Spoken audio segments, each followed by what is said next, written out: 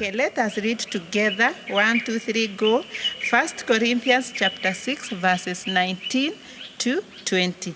Do you not know that your body is a temple of the Holy Spirit, who is in you, whom you have received from God? You are not your own. You were bought at a price. So now I want each and every one of you to look at your mother or your sister or anybody who is there with you. Na umwambie, point a finger at them and look them in the eye and tell them like this. Let's say together, do you not know that your body is a temple of the Holy Spirit, who is in you, whom you have received from God? You are not your own. You were bought at a price. Children, this week we said we are learning the story of the 10 virgins, a story that Jesus gave his disciples to illustrate what his second return will look like. And now we want to read the Bible. The story in the Bible is in the book of Matthew, chapter 25, verse 1 to 13. And I will read. If you have your Bibles at home, you can open with me and follow the reading. It is in Matthew chapter 25, verse 1 to 13. And it says, "Then the kingdom of heaven shall be like 10 virgins who took their lamps and went out to meet the bridegroom. 5 of them were wise and 5 were foolish. Those who are foolish took their lamps but took no oil with them. But the wise took jars of oil with their lamps. While the bridegroom delayed, they all rested and slept. But at midnight there was a cry, 'Look, the bridegroom is coming. Come out to meet him.'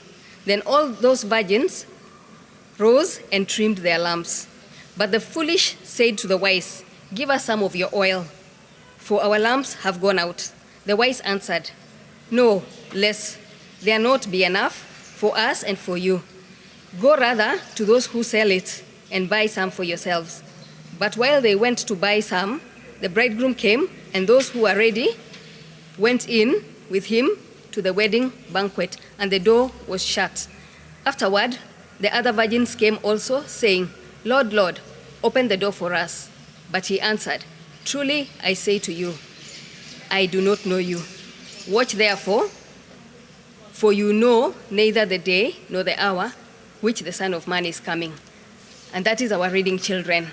And so this is a story that Jesus was giving to his disciples. His disciples are his friends.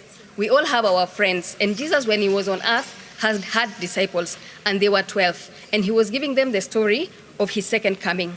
And he gave this story. And so he tells the story of a wedding, feast, or a party that was to happen. And he says, and he told the story.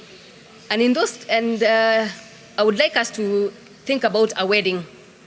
How do we do our weddings nowadays? Nowadays, we all know how we do the weddings, where we start in the morning, and probably you have been a bride's girl or a page boy, and you have taken part in the celebration. So in the morning, the wedding happens in the church, and the pastor comes, and he helps the bride and the groom to say their vows, and after that, the vows are made. After that, there is a reception, and the reception usually is in the afternoon.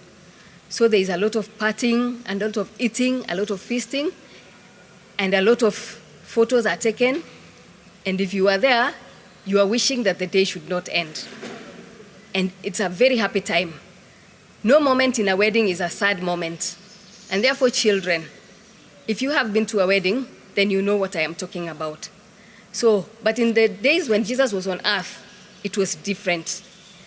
The wedding happened, and then in the evening, the bridegroom invited his friends and family to come and celebrate in a feast in the evening. And it was always in the evening. And so, children, it so happened that there was a wedding, and there were 10 virgins, or the girls, who was supposed to come and welcome the bridegroom when he was coming into the feast. And so Jesus gave this story to show what it means to be prepared for the coming of the bridegroom. So the girls in the wedding were required to have a lamp. And I will show you a lamp, how the lamp looked. And their lamps were supposed to be burning bright. And you can see there, the lamp is burning bright. And those who are wise would always carry an extra jar of oil, just in case what is in the lamp is exhausted. So children, in this wedding, we had 10 girls, and the Bible tells us that some were wise and some were foolish.